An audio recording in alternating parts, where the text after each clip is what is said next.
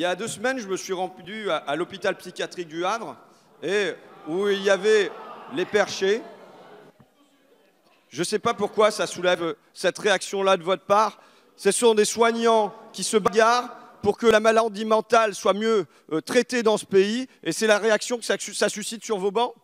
Ce sont des gens qui, là, en l'occurrence, des malades qui sont contraints de dormir dans le couloir parce qu'il n'y a pas de place dans les chambres. Ce sont des malades qui mangent avec l'assiette sur les genoux parce qu'il n'y a pas de table. Et c'est la réaction que ça suscite chez vous. Eh bien, le problème que je vois entre mon constat lors de ces séquences de reportage, c'est que finalement, il n'y a pas de lieu aujourd'hui pour les porter comme un débat à l'intérieur de l'Assemblée nationale. Et je pourrais dire la même chose sur les cadeaux faits à Big Pharma par le Premier ministre et le Président de la République la semaine dernière, avec la visite du Dolder. Il n'y a pas de lieu pour en débattre. Qu'est-ce que je souhaite? Je souhaite que chaque semaine, chaque groupe parlementaire ait un droit de tirage et dise cette semaine, nous voulons entendre Madame la ministre de la Santé. Cette semaine, nous voulons entendre le Premier ministre, et pendant une demi-heure, il y a un débat entre un parlementaire et un ministre. Quelle fonction ça remplit? Je pense qu'en fin de compte, il y a une fonction qui aujourd'hui n'est pas assumée par cette Assemblée et qui devrait l'être davantage. La fonction, je l'ai dit, législative, je l'ai dit, je le pense, je le maintiens, c'est du flanc, c'est de l'habillage. Vous voulez nous faire de nous des technocrates avec de l'expertise et de l'évaluation. En vérité, cette Assemblée a un rôle plus noble, plus haut, c'est de faire de la politique. C'est-à-dire quoi? De représenter ici les débats et les conflits qui traversent la société. Et en vérité, nous avons peu de lieux dans cet hémicycle ou en dehors de cet hémicycle pour faire cette politique, pour représenter ces conflits qui traversent la société. Et il s'agit donc d'inventer des formes nouvelles qui permettent de mettre ça en scène et d'assumer la fonction vraiment politique de cette Assemblée. Merci, Monsieur Ruffin. Monsieur le rapporteur, quel est l'avis de la Commission? Merci, Monsieur le Président. Personne ici ne nourrit l'ambition de faire d'un député, ni même de vous, Monsieur Ruffin, un technocrate. Ce n'est pas l'ambition du constituant.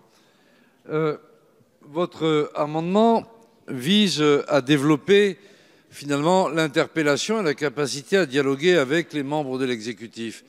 Les questions orales au gouvernement, les questions dites sans débat, les interpellations des ministres en commission, les auditions des ministres sont autant d'occasions qui sont données à un parlementaire d'interpeller l'exécutif et même de lui demander de rendre un certain nombre de comptes sur son action. C'est pourquoi nous ne donnerons pas au-delà, et la Commission en a ainsi décidé, de suite favorable à votre amendement.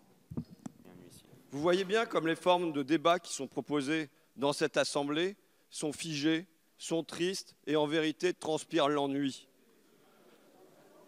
Il n'y a pas de débat réel. Quand on pose une question au gouvernement, on parle 2 minutes, le gouvernement répond 2 minutes, on passe à autre chose. Et c'est la même chose pour les questions dites sans débat, même quand il y a des questions supposées avec débat, c'est d'une tristesse.